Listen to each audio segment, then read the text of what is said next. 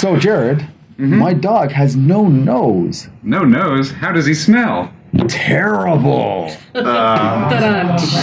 There we go. They're here all day. Yeah. Edgy dad jokes. I choose to be here. This is the life I chose. Jared, he's now like, I quit. Life no longer has meaning. Okay. Okay. That's all I got, by the way. It is the only joke I know. So, where are we from? England. England's cool. Who traveled the furthest? Who traveled the furthest to get here? That's what? I live. You came from Alpharetta.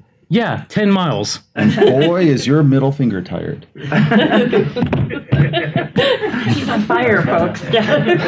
You know, you said that was your only joke earlier, and I took that. That wasn't really a joke. Encore. My dog has no. You guys all. Who's from Atlanta? Nobody. I'm not from Atlanta. Who's not from Atlanta? Everyone else. This is one of those tests, right? Checking, Just checking. Anybody not from the U.S.? Wow, like half the room. Yeah, well, no, these two are from Moncton, my wife's hometown. You guys are from... What's true? That's fine. I didn't say it wasn't. I'm not like... We talked earlier, so it wasn't like just... I just like, okay, I guess you guys can tell. It's funny. I can see the accent. We were paid to sit here. Yeah, don't forget to applause every joke. Right? He's our hometown hero. We're so proud. We have a statue of him in the town square. That's right. Anybody from... so we only have Moncton, England, and U.S., which is just all one country. But... That's not a big You could deal. say it's the United States. World geography. World geography. I'm from Canada, so you guys are lucky I know Atlanta. Or as we locals call it, Lana. That is exactly what you... I've never, ever... No, I want to say you're wrong, but that wouldn't be correct. That's true. I don't know if you guys how well you guys know the state, but apparently if you order a Pepsi here, you get a lecture. Because you're wrong. And then you get a Coke. I mean, if they're really nice, they'll ask you if you meant like Pepsi, Coke, or Coke. And then they'll ask you to leave. I like Pepsi, though, but don't record that, by the way. I need to have a working relationship in this state. What if you like Dr. Pepper? Oh no! Actually, in fact, I've done this twice on 2 occasions now, and worked both times. I've actually gone to a fast food establishment, and I've asked them, "Is the doctor in?" And they're like, "Yes, it is," and they give me a Dr. Pepper.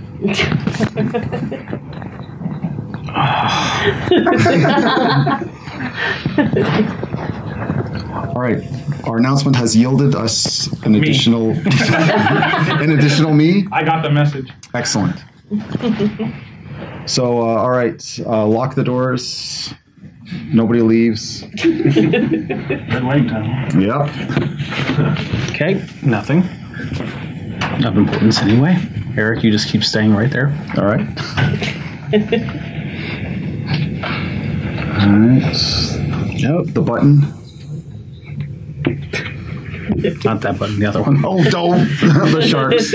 The sharks. The sharks don't really work too well. I found out they need water.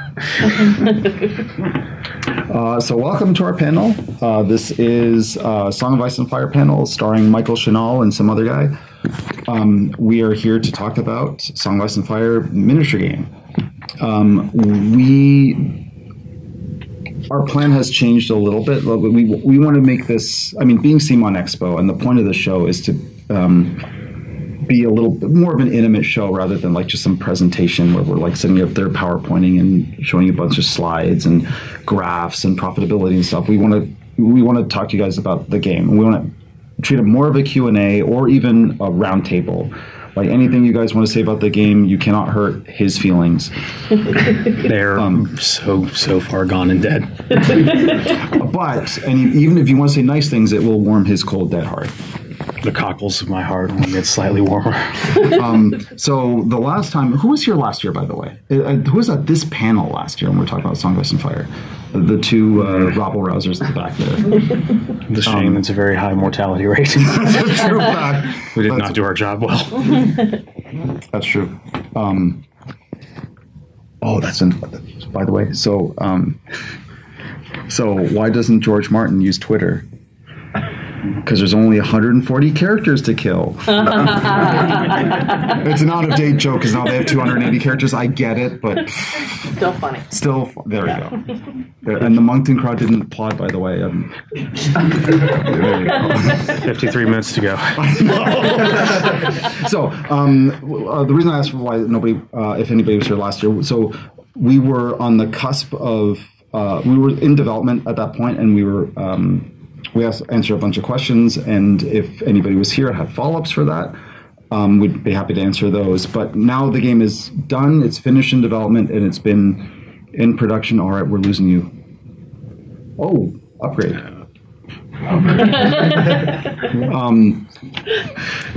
That's the first time I've ever called Jules an upgrade, by the way. You're welcome. I got nothing.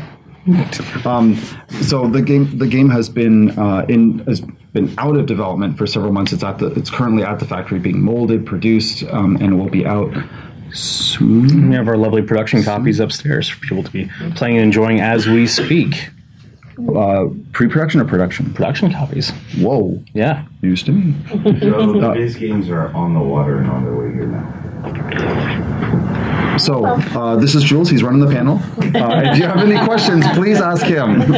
Michael and I are the designers, and we both work on the design and development team for CMON. And I don't know about Michael, but the deeper we get into design, the less in tune we get into real world releases. So I have what we call publisher brain, and we right now, today, it is May 15th, 2019, according to me. So I don't even know what's out. Several times. 19. Publisher brain. That's wrong. Right. So thank you, Michael. So it's actually becoming more and more difficult for us to track what's out in real life today. So the reason I'm telling you that is one of the things we probably can't talk too much about is what is releasing, like future releases for Ice and Fire. Because A, I'm not sure we're allowed to talk about it, and B, I am not even sure of the exactly what month we're releasing from time to time, but we know the general order. But man, it is really amazing stuff, and it is super like the coolest thing you've ever seen in your life. We never tease. Yeah. Never. Anyway, so how many of you guys, just before we start again, how many of you guys have played Ice and Fire, like here at the show? All right. That's half of you. All right. I'm assuming you guys are here because you are interested in the game. I definitely highly recommend that you play at one of our demo tables upstairs. We have Right, noting we have 3 currently going, and noting that it is actually not just the starter box units. We actually have the majority of the units that were available in the Kickstarter across the various tables. So we encourage you, not only, if you need to learn the game, by all means go up there and play, but we actually have tables set up specifically to, if you're familiar with it, to try out some of these new cool things before anyone else in the world does. So you want to get your... to me, actually. That's cool. That's that we have the... Including the exclusive stuff? What? No, the unit boxes. Okay. So you want to play those really cool Bolton Flayed Men? Yeah. Or, just really anything that was in the Kickstarter, and we have most of it. You want to play Most of it. Yeah. Well, You said all of it. Okay, well, most of it is pretty much all of it, right? In development, we are precise. Sorry. So you want to play like Eddard Stark or, Ramsay Bolton, we definitely can set that up. If you have any special requests, by all means, we can get that set up. Probably. Do we have enough time to let people customize a little bit? Well, time is relative. So maybe.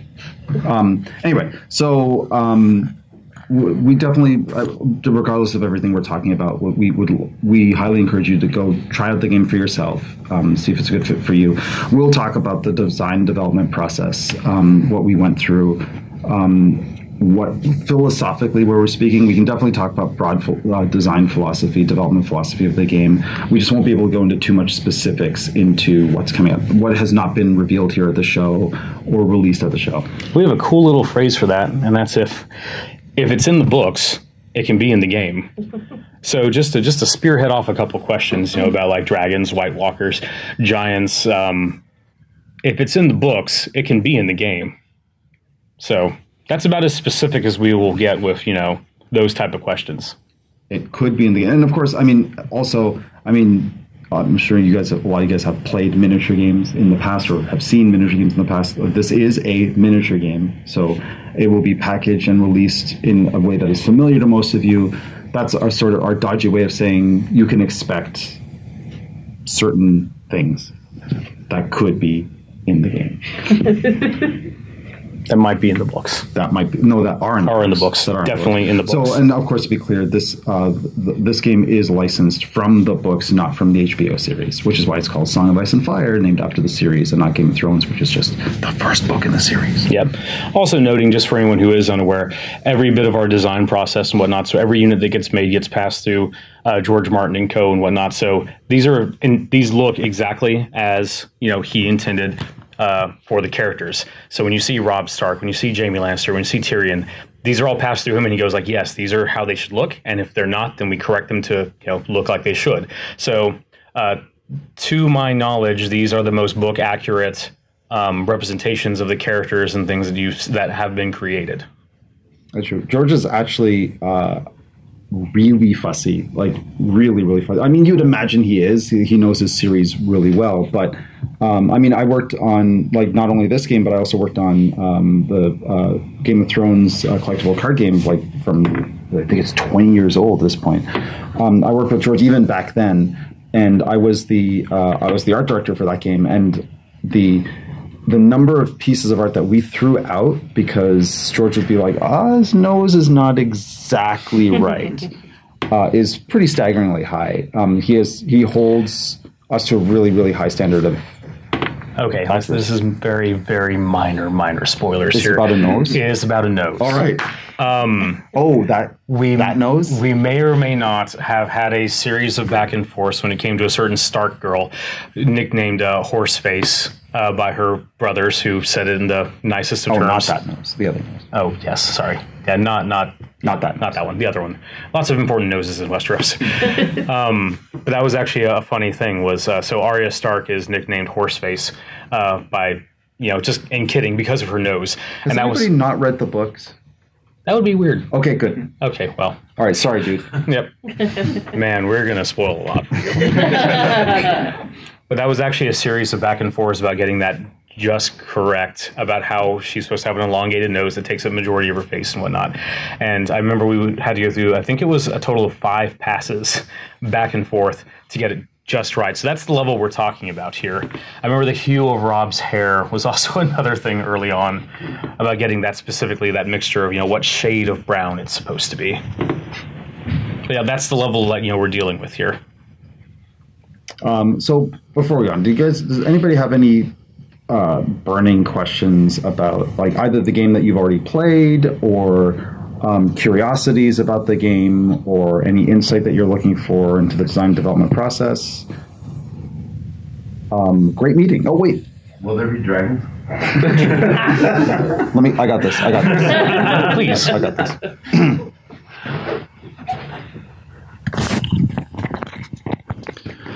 If it was in the books, shut up. Follow up on that one. That one out, please. Thank you. We had a question here? Yes. Yes, sir. Simon. As a collaborative team, who takes on what kind of responsibilities when designing a game? Is someone more responsible for the thematic elements of the game? Is someone more responsible for the mechanics? How do you guys work together to actually produce a game of this scale? There's no formula, and this game is very, very, very specific. We should both answer this one. So I'm because So I'm going to pay him a compliment. So just accept it. So this game has been in development for 2 years, I think, maybe 3.5 at this point. Okay, It was 2 years last year. So okay, yeah. Oh my God, that's true. It's been a year. So let's say 2.5 years of hardcore design, right? Where we pretty much nailed down a lot of the basic game concepts.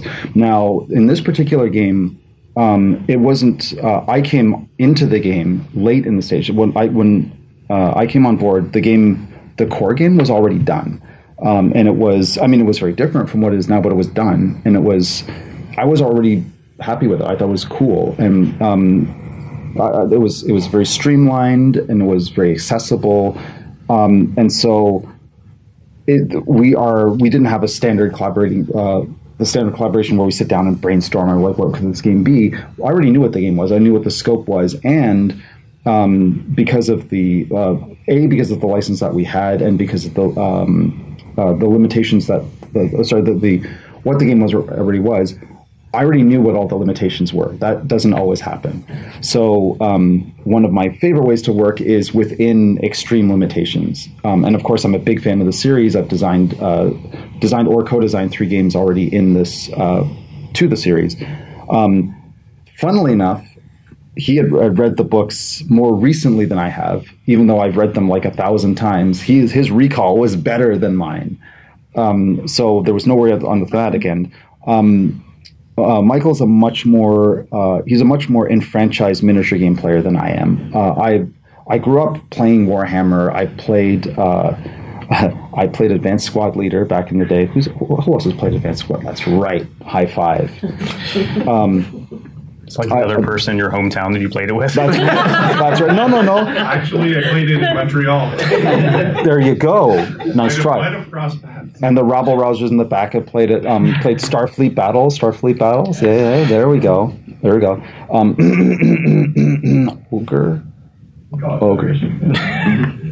Wow. Ogre. Yeah, it's pronounced pedantic. Just there you go. But with all that in mind, I'm even though I've played all those, it wasn't a lifestyle for me. I love miniature games. I love the idea of miniature games. Like I love the idea of the visuals describe the mechanics, and by looking at the field, that you can sort of understand and you can grok gameplay to a degree. But it was never my native language, right? My background is in trading card games and board games. And so I have access, that's more my DNA. So I have access to this slightly broader market. Michael's also played lots of board games and card games, but he is in franchise miniature game. He's also the lead designer of Dark Age and Wrath of Kings for CMON as well. So basically I felt like my job was to come in like a big troll with a sledgehammer and go, how can we make this more accessible to the rest of the market? Boom! And we broke it apart a little bit and started rebuilding it with more broad, accessible elements. Does that sound about right? Real emphasis on the troll. Yeah. Real emphasis on the troll bar. Real emphasis on the troll. Yeah. Well, so he's been a good sport.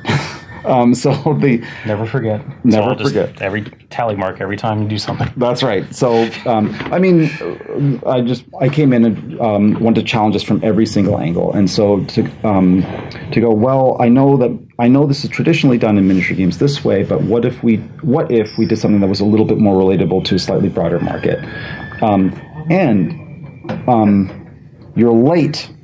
We're in the tournament. We're sorry. The one person I 5 expected to be early. DKP minus. Because that was one of the things, going in, is we didn't want to keep things, traditional war game, because traditional war games have been around forever for a reason. But there's been a big, I don't want to say now, because now we're getting a sudden surge of innovation, but for a long, long time it was kind of stagnated about, this is just, why do we do things this way? Well, it's because that's the way we've always done it. And that's the number one answer I hate in any category. Because it kills innovation, and that's what we need to have things change and whatnot. So a lot of the design aspect of this was, why do people play these games? Why are they fun? And what do people just kind of accept because that's the way we've always done it? And how can we change that to make it more funner, because that's what we want to More do. More funner-er. funner. More funner. More funner. And then we take it that and we add another at the end. That's right. Well, the last is development. Funner. Yep. Efficient. We are not wordsmiths. True fact. So the other thing I want to bring in is that I have a pretty famously short attention span for in games. So I don't like to do a lot of accounting. I don't like to do a lot of bookkeeping. I know I make complicated games, but even those games, I want to keep them as streamlined and player friendly as possible, and not assume that the players want to do all the work. So traditionally, in a lot of war games that you play, like it's most of the rules are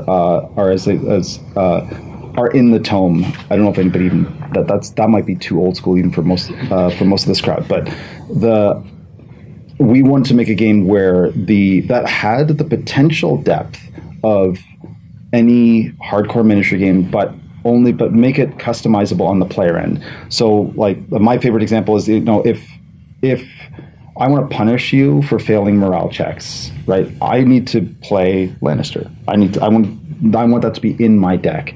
And if one of us is not playing Lannister, then that's not part of this game. And morale is just it's just a thing that causes panic, and the base rules for panic are very, very simple.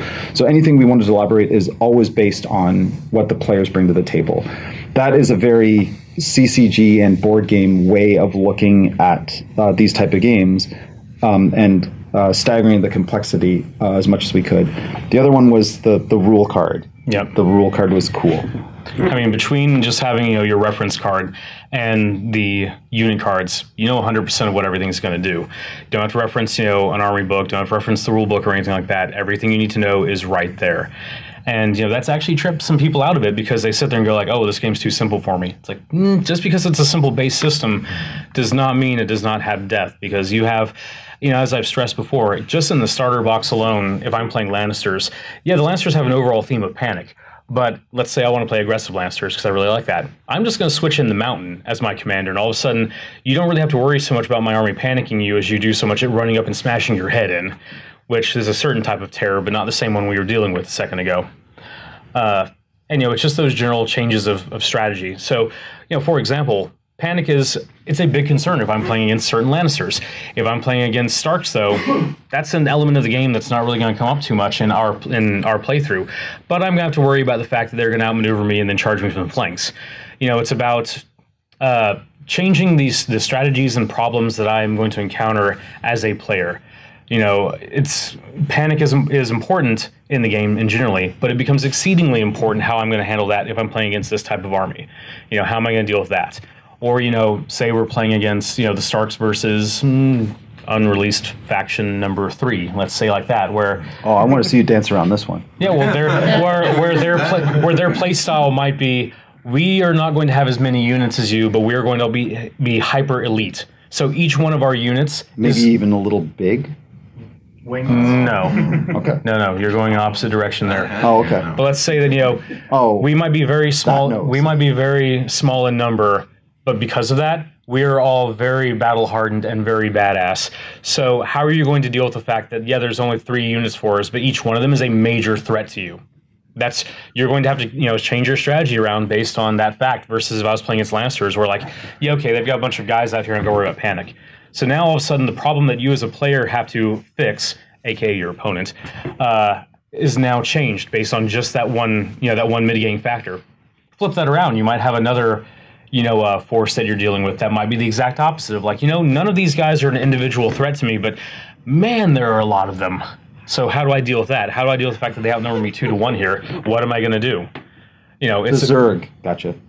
Yes, that's right. The spoilers, by the way. We put Zerg in the game. Why not? Yeah. It turns out there's this really weird loophole in there that somehow, like 10 years ago, Blizzard got involved, and it's Zerg are in song, like canon. Let's not record that part. That part we already recorded. Oops. That's what we call deflection and distraction. So So what I was talking about the rule card, I actually meant that the like the full rules of the game, the almost comprehensive rules of the game, fit on one tarot size card. All the actions that you guys can take, including the mnemonic reminder text for what those actions are. You got that card. You pretty much know how to play almost everything, and we'll have to consult for very, very few exceptions. Last part, of course, is the role of hidden information in this game. I know of recently more miniature games have had the use of cards in their hand, but we really wanted it in this game. We wanted the use of cards as hidden information that is traditionally used, the way it's used in card games and board games, to have a factor in this. The main reason, we probably actually have different reasons for this, but from my point of view, artistically, Game of Thrones is Song of Ice and Fire, the series. Strike one. I'm out before this seminar's over. Song of Ice and Fire is at its core, right? Of course, it's epic. It's spanning. It has so many different elements to it, but at its core, it's a political show, right? It's book series. Book. Yeah, you said Strike two. Jared's watching. HBO's gonna sue you. Jared, get ready to replace me here. Do we have to put the collar back on? Book series. And funnily, quick aside. I was a fan of Song of Ice and Fire before it was cool. when the entire series was just called a Game of Thrones because there was only one book. There was the Game of Thrones. I saw it on the shelf. I was like, I just saw the title. I was like, oh, this looks cool. Game of Thrones. That's neat. And I read it beginning to end. As you do with books. Don't break me, man. Don't break me. Lannister, he's a Lannister. No, he's just a smart ass. But when I started first working on the collectible card game, it was actually Clash of Kings was the latest book in the series at the time. So that was just an aside to say I'm a real hipster, and I was in the series before it was cool. Matthew McConaughey. And right? Yeah. There you go. Anyway. So at its core, it is a show about intrigue and politics, and the role of hidden information as something that allows for bluff and representing strength from weakness and all that cool things that bluff allows you to do, in my mind, is a core element of that game. And loosely, thematically, that's the most elegant expression of politics, besides the intrigue board. And on that note, that actually is one of the more polarizing things about people that have looked at the game, is because traditional war games usually do not have, very, very few have any amount of hidden information. Usually it's all clear cut and, can get a little bit mathy in that regard. But I actually felt from a design standpoint, it was important to have that element of hidden information here for a couple reasons. One, for everything Eric just said, because this is an intrigue-based series, okay? More people die off the battlefield than combined total in any fight in the entirety of the series. But more than that, in traditional war games and everything, yes, everything's always open information. But let's get back to the fact of why is that the case? Well, that's because of the way it's always been done, which is not a good answer. So let's look at exactly why. A lot of players have been trained, right, to go like that. The idea. Well, that's not fair. It's hidden. Well, yeah, exactly. Right, to a degree, the idea of strategy is about the calculation of odds, right? Whereas in fact, pedantic guy, right? Strategy is actually the plan you come to the table with, and how you execute it is your tactics. Your deck is your strategy, right? Your deck feeds into that, and the fact that it's randomized creates different gameplay. Like, this is all for most of us who grew up on board game and card game. This is standard fare, but for wargamers, it's something that's relatively new. So we were hoping to give something fresh to the wargaming crowd who wants it, but also invite people from other gaming platforms into this game with as little friction as possible. And your strategy and tactics, do change on the fly. I mean, your battlefield tactics, assuming that you were an actual battlefield commander at some point in your life, as we all were. As you do. Yeah, as you do. In Moncton, so I'm just imagining that's like Canadian Mad Max land now. We got stories. Which is very polite. I'm still, but anyway. Sorry, we're going to have to take your gas now. He's always doing peace, man. Yeah. Sorry, we blew up your country. Here's some team crumpets. Oh, whatever. Anyway, you do you. But that's for you guys. On that, okay, sorry. Well, 5, 4. It's 1 for me. 2. All right, we're back.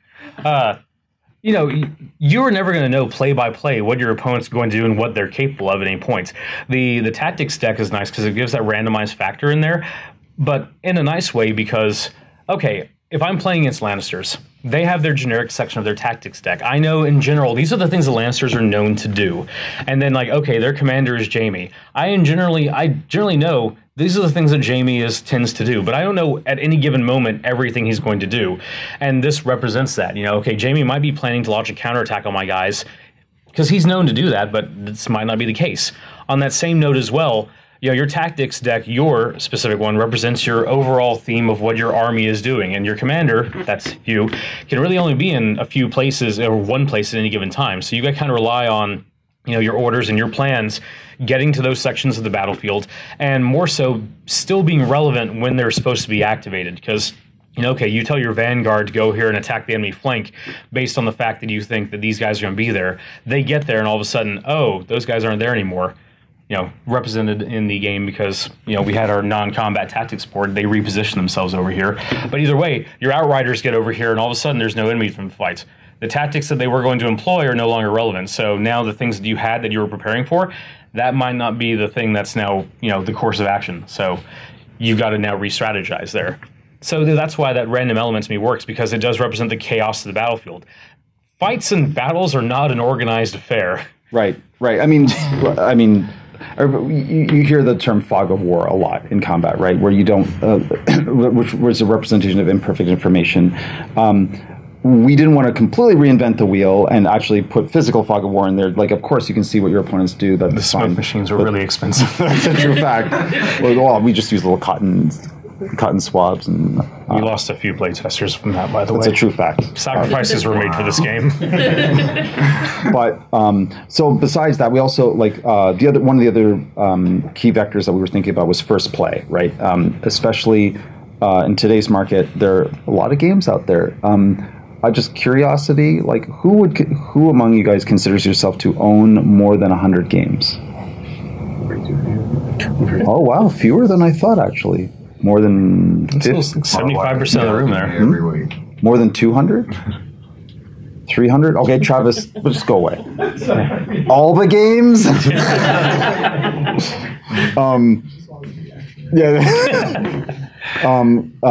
So in a market where more and more games are getting released every year, and the trial period and the judgment period for most games is becoming more and more truncated, we wanted to make sure that a game is as besides just being accessible, relatively easy to learn. We want to make sure that it does not cognitively overwhelm any players. Now, one of the things I'm sure you've noticed with a lot of miniature games is they can only really teach you a small part of that game, right? Here's the skirmish part of it, or here's one aspect, and we're going to leave a lot of it out. In our game, we're like, no, we're going to throw everything in, but we don't even have a beginner mode. We just put you right into one of the 5 main game modes. But the deck allows us to hide not only the information for your opponent, but allows you to hide the complexity. Right? You're only looking at 3 cards. This is the full total of tactics that I can employ. That's important. That was a big consideration for us. By the way, did that answer your question? Because I don't remember what your question was. Absolutely. Yeah, you've gone on. That's great. Yeah, that's great. All right. Well, because that's the important thing about your initial playthrough. You're going to sit there and play the game. If you have fun, one of the worst feelings in the world could be like, okay, well now I'll play a full game. Well, this is completely different from the thing I just learned, and that's nothing we want. You're basically, if you're going to play a little demo size or tutorial game, you're playing a sampler of a larger size game. But that's what you're still playing the same game. Right. And that's the important thing in the end is like, yeah, you might be playing with 2 combat units and 1 non-combat character here, but when you play a full-size game, that's just scaling up. Right. No more rules, just new stuff. Yep. Gentleman in the back. Some of the other challenges that I run into before miniature games too is that you learn the core of the game, and then everything in the game actually breaks those fundamental rules. And what I've seen for Song thus far is it's been more of an enhancement process. Yes. It's breaking everything. So I'm not learning the core rules, and then I've got to learn all the fundamentals of every single unit because they're going to have differences that are completely outside the confines of what the core is. So that was kind of nice for the accessibility. That was actually one of the question. It is very good. Give that man a gold star. Wow. That's fine. Actually, in exactly 4 minutes, you can please step outside, and you'll be okay. For no particular reason, everyone else, please keep your seats. But so that was one of the design aspects when designing units and whatnot is again what's the sense in making a streamlined core system and whatnot if everything is going to ignore that. Right. So most of all the abilities that you're going to find on units, tactics, cards, and things, they're going to accentuate elements of the core game. Again, let's go back to that Lannister thing with the panic. Panic is a core mechanic of the game. But then you take the Lannisters into consideration, a very specific Lannister, play style. That is just going to enhance this one element of the game. With the Starks, for example, you can play a Robb Stark list that is completely based around maneuvering and specifically like outmaneuvering and flanking your opponent. Most of the things that you're going to be playing, they're not going to break like this rule, like, oh, these guys do something radically different in this aspect. No, they're going to take this one aspect of the game, and they're just going to do a bunch of extra cool stuff with it. But it's still going to function the same way, just they're going to do it in not new, unique ways, but new, cool ways. Like, for example, with the Stark Outriders. They're a cavalry unit. They're very fast. You're going to benefit by controlling the maneuver area of the tactics board. In fact, they have a special ability that says, so just to recap, the maneuver area of the tactics board says when you claim it, you can make a free maneuver or retreat action. It's usually it doesn't do that anymore. Yes, it does. I'm kidding. Okay.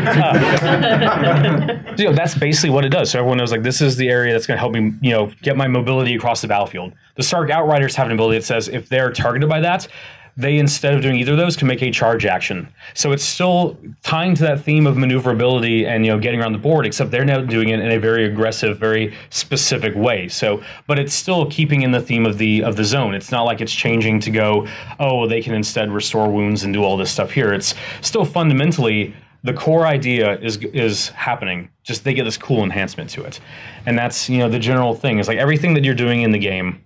Anything that's making an exception to a rule is not really making an exception to it as much like it's adding a little cool flavor effect or enhancement to it in some way. So that fundamentally this is how this is going to function. It's never going to be radically different. It's just going to be slightly cooler. Let's sidestep for a sec. We didn't actually talk about the tactics boards at all, which we probably should. So. Because not everybody's played the game. So one of the key innovations for this game is, of course, the Song of Ice and Fire miniature game. No strikeout. You don't get points for just doing what you're supposed to. I want my points back. That's not how this works. I want to regain. No, never mind. I'm down to one strike. I just gained one. So now I forgot what I was going to say. Oh, so the game is visually as epic as we can. It's a bunch of people on the field, right? But of course, many of the characters in the series, many of the key characters, were never on the battlefield, right? So how do we represent the Sansa Starks and the Cersei Lannisters? Cersei, here's your sword. Get out there. It's your turn. Go. Right. So we want to make sure they have an outlet to use those characters meaningfully, and so we put in the tactics board, which would. For board gamers, especially deeply enfranchised board gamers, is a little bit of a twist on the worker placement mechanic, which is put in this game. But it's scary. It's scary. But yeah, we wanted to make it meaningful for you to say, I want to spend points to field Cersei Lannister, and I want her to do something meaningful in the game. So all of your NCUs, non-combat characters, that's his acronym, by the way. I don't like that one. Actually, it was Tiago that came up with that, and we just kind of kept it. Okay. Well, so anybody who doesn't like the term NCU, you can blame our producer, Tiago Aranya. Yep. Who's in Singapore, by the way. You can feel free to send them Kickstarter PM. chewing gum. There you go. That's horrible. It's a Singapore joke. Don't worry about it. Google it. So the way that they're integrated in the game, right? The rules of the game are super simple. On your turn, you activate a unit, right? You choose a unit to activate, or you can place one of your NCUs on to the tactics board to use that ability. Pacing matters and timing matters a lot in that particular case. The tactics board has 5 different areas that you can use, and only one character can use them at a time. In effect, placing that working character on that space. Trademark TM. Trademark TM. So, and what that does is it's slightly abstracted, but it in the game, it represents these characters working behind the scenes to aid the battle. It was important, especially since, again, people coming from board games and card games, that's a fairly easy transition to make, and adds a dimension to this type of game that may not have existed before. And dimension including also like narrative storytelling. Right. Like, for example, Cersei's ability is no confidence, and she instills a negative to when she claims a zone, you attach her card to a combat unit, and they get a negative to their morale test with us around. And that's represented by Cersei literally undermining the leader of that unit, or maybe going and threatening their families or something in that regard. Standard Lannister tactics there. So they're now you're not going to kill them through raw combat, but more of their guys might decide, maybe I don't want to fight so much as I do want to get out of here for various reasons. Question. I will say, last year I played it when y'all did the last panel, and then y'all showed the prototype. It was still, all resin. I think it was like a snowy battlefield, and it was like neoprene. Mm-hmm. And I got to play it on Sunday, and me and this other guy who always comes here every year, and we just sat there and we tried to figure it out and played it together, and it took us a while to figure it out and everything. Me and him played it earlier, and we had it by round 2. With the exception of 1 or 2 questions, and it was just, I was popping cards left and right, man, and that tactics board, it was so streamlined for me just to go, okay, this is a miniatures game. I know of them. I played a little bit of them with the ruler and, measuring and pivoting and all that. But the tactics board, I was all over that. And I was chaining those cards that said if you played a tactics, and it had the symbol on it, and I destroyed him, because he wasn't doing it. But I was throwing them cards down. And that's a play style thing as well, because, like, for example, we have some of our playtesters that they love non-combat units, so they actually, and that's an active choice. Am I going to load up my army points with non-combat characters? Am I going to devote 4 points? Am I going to devote 8 points, 12 points, 16 points, half my army, just to controlling that area there? And is that a trade-off I want to make? Right. And of course, I remember I was insistent that if choosing to not interact with that board has to be a negative, right? If you choose, theoretically, you could run 0 non-combat characters at all. I would consider that hard mode if you're doing that. Then you basically you're yielding that element of the game to your opponent, and that's But I'm sorry.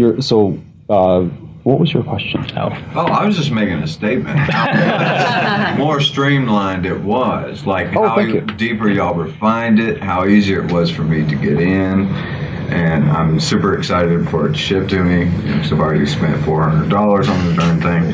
But, I just wanted to compliment y'all on the hard work that y'all did for that game to introduce me more into miniature war gaming, because I don't think that will scare board gamers who are used to looking at a tile and seeing squares and go, I can go here, here, and here and collect this coin and stuff and all that stuff like that.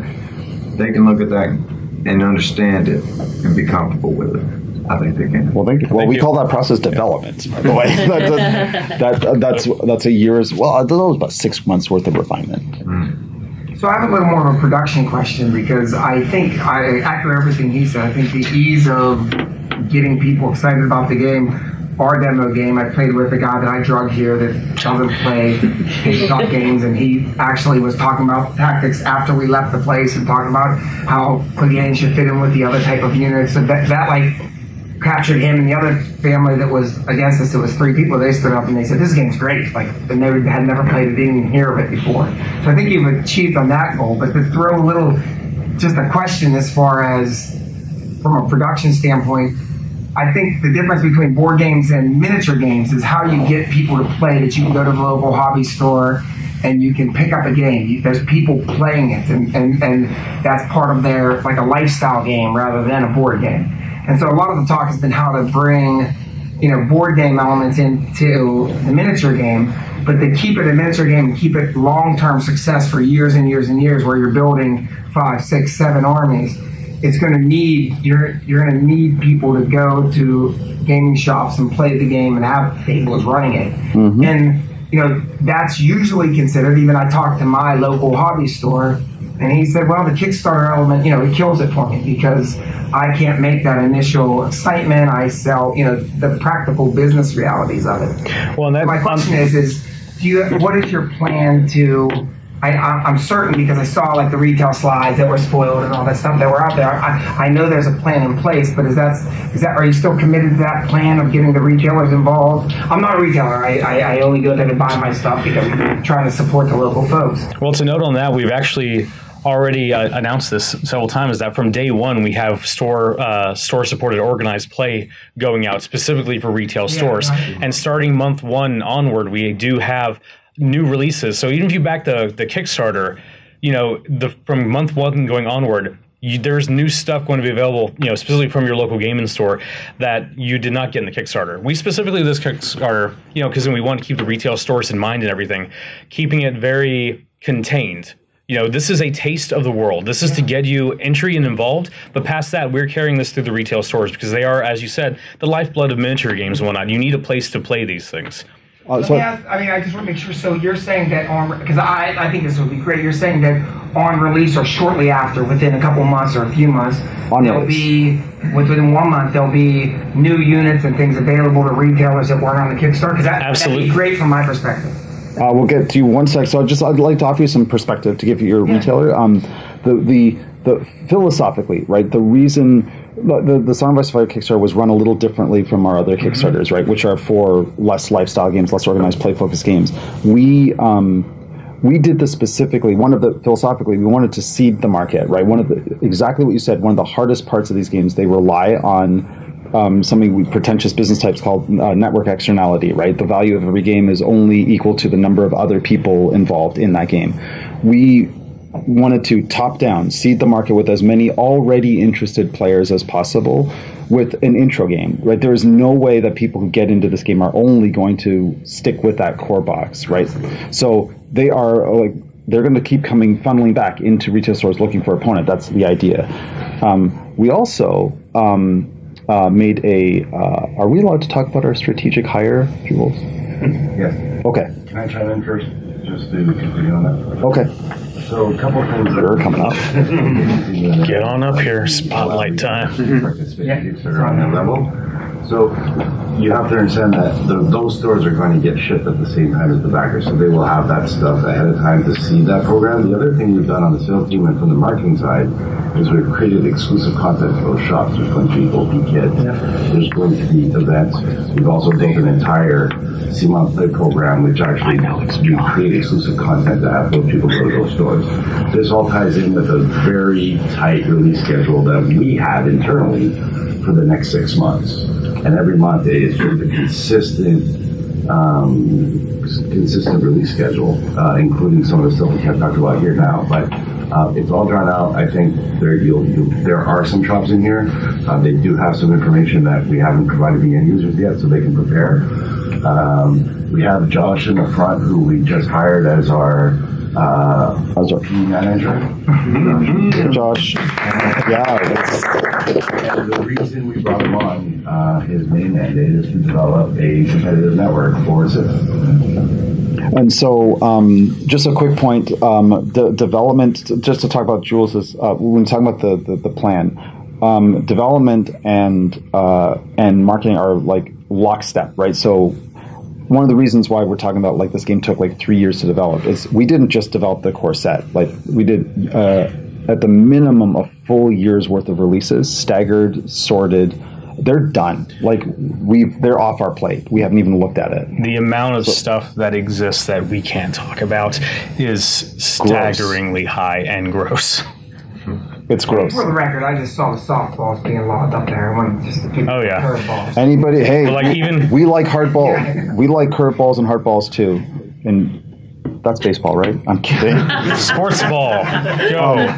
Travis, we'll get to you in a second. We have a question from this I just want to say one other thing as well. No. Yeah, too bad. So in the Kickstarter, a lot of people said like, wow, that's a lot of stuff that you're releasing. That is such a small percentage of what actually exists. It's like somebody saying to George Martin, like, that's a nice book you wrote. It's pretty big. It's going to be popular one day. Keep at it. Are you going to write another one? George Martin, you killed a character. I don't know if you like that. Meme of George Martin going, you're adorable. We had a question from a gentleman over here. Yeah. And then we got you. I was just curious to roll back to the design part where you were talking about bringing hidden information into a war game space.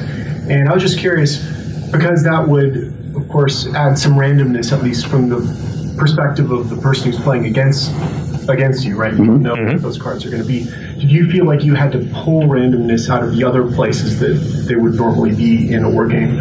For instance, damage modifiers that are dice. I mean, did you feel like there was like a sort of a currency of how much randomness you would have in the total of the game? So war games, when they break down to it, are all about, there's going to be random elements, right, but every step of that game is always about mitigating those same random elements. And that is controlled through a lot of the actual background math in the game. So for example, there's you have the attack characteristics of units. There's very few effects in the game that are just going to randomly add dice. You're going to, I can actually, in the starter box, I can count them on one hand. There's 3 cards that are going to randomly add dice, and they're a very small number because that's just adding more random variables. The things that are going to usually be done are going to be things like automatic hits or, extra maneuvers or extra attack actions, things of that nature. So, while you do have that random element in there, everything that is adding more of those in is a very controlled variable, and it's very kind of limited. Even the tactics deck, while in itself, it is a random, a deck of, randomness. randomness. Again, not wordsmiths, people. It's still a strategic randomness because, the deck is comprised of 14 generic cards, which are 2 copies each, 3 commander cards, 2 copies each for 20 cards. Okay, yes, those are each a random variable, but I, as a player, as the opponent, I know what they're capable of. So, and granted, yes, this is something that comes with experience, but that's your reward for knowing what each of these things do. I have a general idea of what is going to be happening there, and the deck is not that big, and also it does not refill once it's used up. So if I'm playing into a Lannister player and they've used counterplot twice, I know that's all they got. So now I can calculate the fact that they don't have those anymore. Or if they played one, I know okay, well, they played one, the odds of them having another one is not that high. Right. So I just want to add really quick to talk about what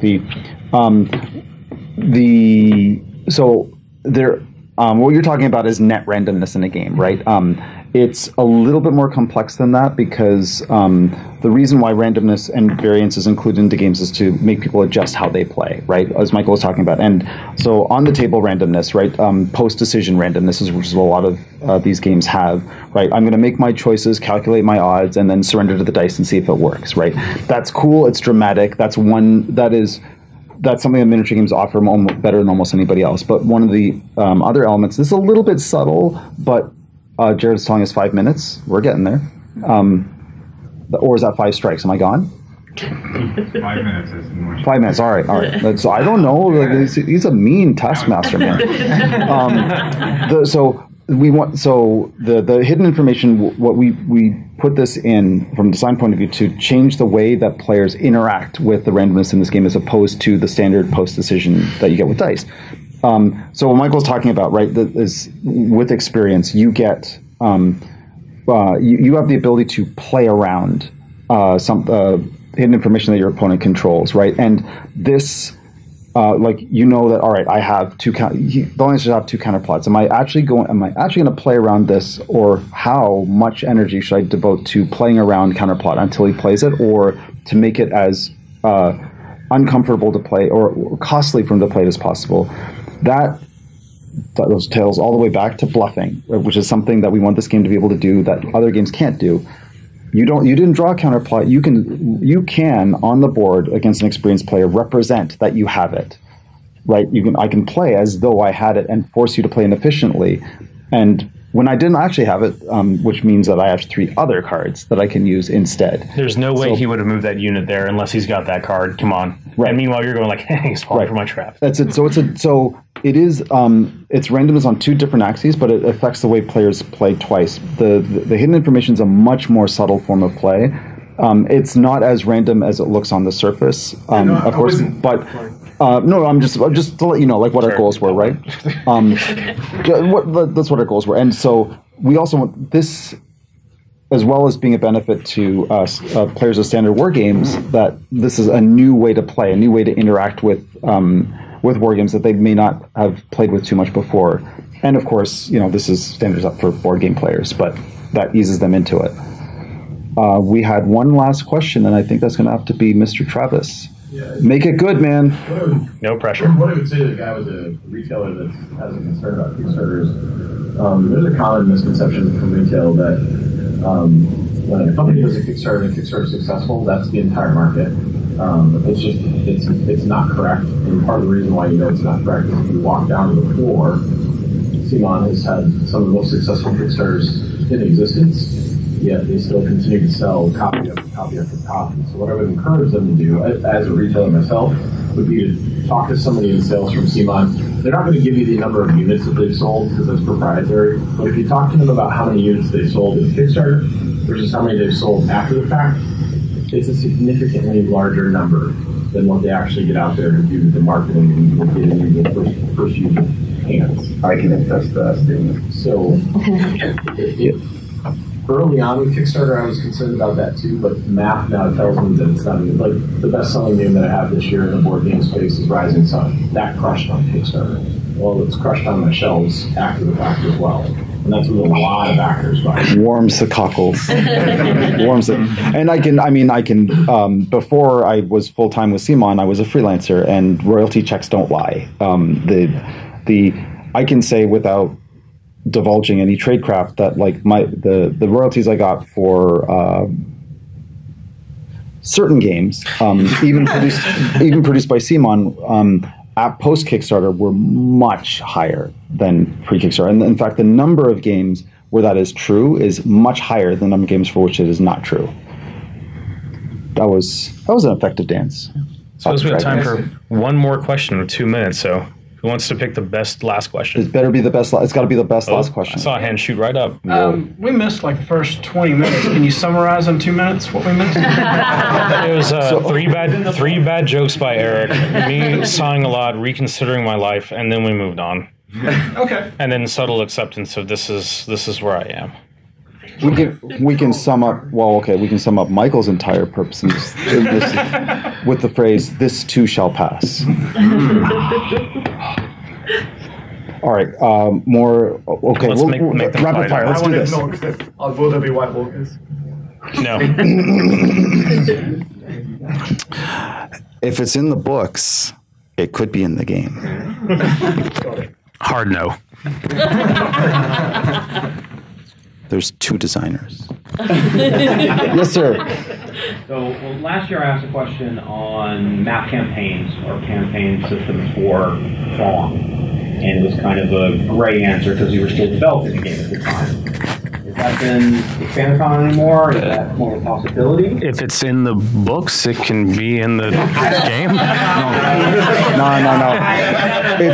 So they're not supposed to work for everything. It's not in the core set. So what we ended up deciding when we put the core set together, it was much more important, we believed, for the core set to include the different game modes and make sure that we focus our effort on making sure that they are replayable and dramatically different. So we put all and of course campaign systems are cool, but they are intimidating for first-time players, right? They feel like it's so. I can say there's campaign stuff in the works, but it is definitely not coming out with the core set, and it is definitely. I think that's all I can say. It's definitely not coming out with a core set. It is on a list. But it is a on a list. It is absolutely, yeah, it is a consideration. The thing is, one thing, I mean, I will tell you, we want to test the market on this one, right? We've made a lot of assumptions when we designed this game about what the market actually wants out of games. We told you about a lot of those. Now, when we hit the market, we actually are going to spend a lot of time with the help of Josh and with an ear to the ground and see how the market actually plays the game. And there's other types of campaigns as well. Like you can do ladder campaigns and other stuff that are not as that can be run through organized play very easily without a lot of materials too.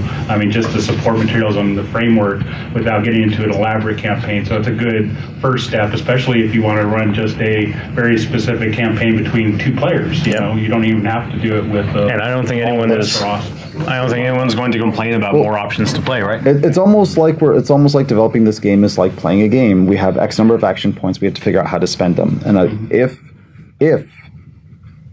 I was trying to use a cubes turning into cubes analogy, but it's not working.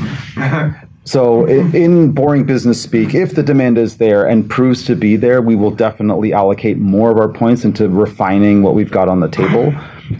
We've got a bunch. All right, I've already come up with 2 ideas and killed them because they were way too randomly creative. But by the way, that sounds cool. It's not cool. If the demand is there, we will definitely work on it. But right now, it's not #1 priority. All right. Oh no, there's more questions, and Jared's distracted. Go. Okay. Competitive play. You've said to the death, 100%. You've said in the past that Dimensions of pointing. There's no replacement for data for actual testing. Oh, here we go. So Twitter coming back to bite me. This is why you don't like tweet. this. Everything's printed out. All the points are on the cards and things like that. With competitive play, it's obvious that not everything's going to be fully tested. There's going to be combinations of different lists out there which will be very, very powerful. The competitive play element for gamers, it demands that there is some kind of parity. The source material is uneven. It's not always going to be an equal fight against two forces in the books. How do you deal with that with the design? You know, is there a plan to update these things later on so there will be sort of refinement of points and abilities, maybe a revision of what's going on, or is that kind of the design work's already been done, so that can just go in perpetual sort of forward motion? And also scalability. You've got Lannisters and Starks. You're going to bring on other factions as well. How's the game going to scale with all these other types of interactions? Is it going to become very, very complex for people to learn? Oh man, I wish you asked this at the beginning of the panel. Yeah, that would have been our whole panel. Well, because you asked 3 questions, right? Right. If I no, it's all good. Jared's distracted. So so if I may, I'm just going to rephrase your question back at you just to make sure that I'm getting you right. So the first one you're asking is in terms of where the demands of theme and fair gameplay are often at odds. Which way do you lean? Gameplay first. The second one is coincidentally enough, there you can tie that into narrative stuff if you want the uneven fights and things like that. So campaigns, things like that nature. Gameplay first. Yes. So the second one is what is your philosophy on? What is your live team philosophy, right? After the game is released, what is your philosophy on bans, restrictions, erratas, that kind of stuff? That, my friend, is an entire panel that we'll get. Let me circle back to that in a sec. The third one, are you going to be releasing other cool stuff? Yes. How is it going to scale? We did not design the Starks versus Lannister game. We designed the game with. It's in the books, right, guys? It's in the books. There are more than 2 houses in the books. So we designed the game knowing that there are many houses in the books, and knowing that that how we release the game is going to affect the parity and balance between different houses. Michael's released many games exactly in this field, and I've released a lot of collectible card games. So. Our combined expertise in this particular case, I hope you'll let us know next year. I trust that we've staggered our releases to a degree where on a month-by-month basis, the worst you're ever going to get is a very, very slight imbalance in choice rather than pure power. Yeah. Our philosophy on ban restriction stuff, God, that's a whole panel. Next. So we are going to work with Josh, with our organized play team, essentially to step 1, figure out if the market demographics match what we assumed they were going to be. Number two, based on that, what kind of bans, restrictions, what that market generally accepts. Different markets for different kind of game accept different types of things. Some types of players prefer errata. Some types of players prefer banning. There's pros and cons to each one. We've both done a lot of work in live gameplay on this. We know what the solution set is for each different one. We just haven't decided how to apply it yet because we want to make sure the market tells us rather than us trying to tell the market, if that makes sense. And also an insanely healthy dose of constant play testing. Like even today alone, I've gotten 3 play test reports sent in just in the last few hours from future stuff. Yes. This play tested. Yeah, we're not play testing stuff in print. That would be a little bit of a... Yeah, we're like... Our playtest method, our playtest philosophy, release the game. We'll do it live. God, that is the best out of context bit we'll ever see. Glad you said it. Confirmed. CMON doesn't play tests. Oh, he said it again. Turn that off. Jared, right. 2 first row. All right. Definitely the camera. All right. Thank you for your very, very incisive questions. I wish I had more time to answer. Is Jared still distracted? Well, he's had one question here for quite a while. Okay, so. This gentleman, I mean, we can't. I know. All right. I just wanted to comment on the CMON play and the OP. OP stands for overpowered. I used to be in a group called Legion, and what we did was we would go to the local board shops around where we live and demo games and show games off, to local hobby shops. Well, I've been going to the GameKeep in Nashville for over 20 years, playing Dungeons & Dragons, stuff like that. I went up to him because I saw CMON play. I said, hey, do you want to be interested in this, get this? And he's like, no, I really don't want to do it. It's a hassle, it's all this stuff. He's like, you can do it. And I said, okay. So I went under with his store. When it comes out, he lets me know. I give him the money for it. Go. I run it. Everything's there. All he does is just sit and play on his computer. So maybe you can go to your hobby shop guy and say, hey, man, leave it all to me, dude. I know him. You're exactly right. And noting, actually, we have released the first organized play kit, like the contents of that and everything. We have shown that off. We've spoiled it. Yes. Okay, we haven't released it. Right, sorry, yes. We've spoiled it, so you can see the cool stuff that's in there, including a cool alternate pose, Roose Bolton. So that's something to know about the organized play kits, is they're never going to contain exclusive gameplay content. It is going to be just, thematic and cool stuff, or maybe early access stuff, but it's never going to be exclusive things, because at the heart, we do want this to be a competitive game, and the second you have exclusivity in that, then that stops being a factor. By the way, about that particular character, Roose Bolton, you will never be able to pronounce it correctly again. What?